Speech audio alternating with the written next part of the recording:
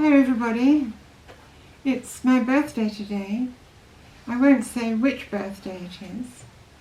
This time of year we're normally in Andorra in the Pyrenees, and one of the friends we have in Andorra is a cat. When we're not in Andorra, we think about the cat sometimes and wonder how it's getting on, particularly for the cold winters. So I've written a few poems about this cat, which really is a remarkable animal, very brave.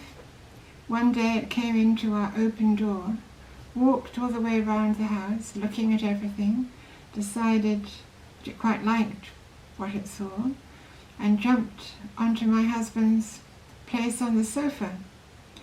The best place in the house, obviously. So this poem is about the cat. I wrote it in October 2015. It's called Familiar. You're right, I'm not a cat.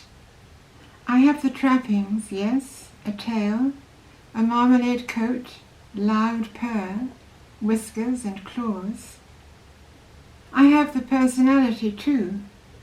I'm driven by curiosity, like my independence, and persist when there's something I really want to have or do. I take an interest in things that move like a bird, a bee, a lizard, or rat. Indeed, I also like milk and simply adore fish. I can open doors with a tap of a curving foot, jump high to enter a forbidden room through a not quite closed window, suddenly appearing in a kitchen and startling a housewife who may wield her broom to banish me, if not fly with me through the clouds of a moonlit night. But you know how I know where you are, even when you are hidden, how I appear when not quite bidden.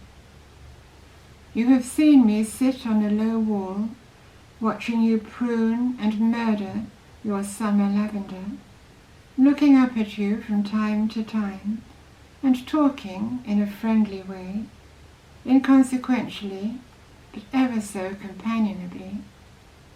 I am not a cat, but you're familiar.